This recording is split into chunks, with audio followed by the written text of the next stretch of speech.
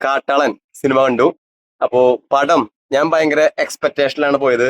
ഒന്നാം തന്നെ അറിയാലോ, മാർക്കോയുമായി ബന്ധപ്പെട്ട ഒരു കണക്ഷൻ ഉള്ള ഒരു പടം ആവും എന്നൊരു എക്സ്പെക്ടേഷനാണ് ഞാൻ പോയത്. പക്ഷേ പടം എനിക്ക് ക്ലിക്കായില്ല.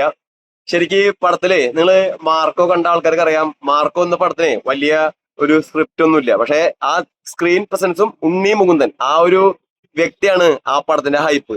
അതേപോലെ ഈ പടത്തില് നമ്മുടെ പെപ്പയ്ക്ക് ആ ഒരു ഹൈപ്പ് ക്രിയേറ്റ് ചെയ്യാൻ പറ്റിയില്ല.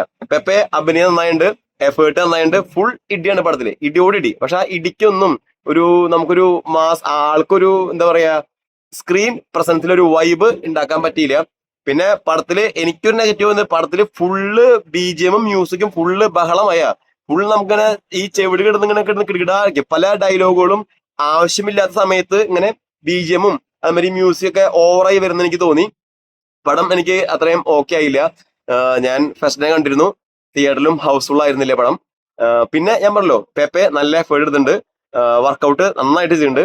പിന്നെ ഫുള്ളൊരു KGF അതുമാതിരി തന്നെ നമ്മുടെ പുഷ്പ ആ ഒരു സെറ്റപ്പില് എവിടെയൊക്കെയോ ഒരു സാമ്യമൊക്കെ തോന്നി.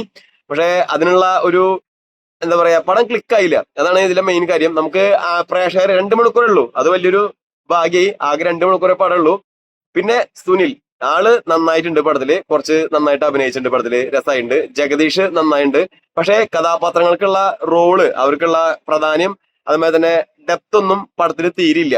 നമ്മുടെ മാർക്കോലൊക്കെ ഉണ്ണിമൂന്നിന്റെ ഓരോ സീനുകളും ഓരോ ഇടികളും എല്ലാം രസമാണ്. ഇതെല്ലാം ഏകദേശം ഒരേപോലെയാണ്. പക്ഷെ നല്ല എഫേർട്ട് എടുത്തിട്ടുണ്ട് പടം. വൺ ടൈം വേണമെങ്കിൽ നിങ്ങൾക്ക് വാച്ച് ചെയ്യാം. ഞാൻ പടത്തില് അത്ര ഹാപ്പി അല്ല.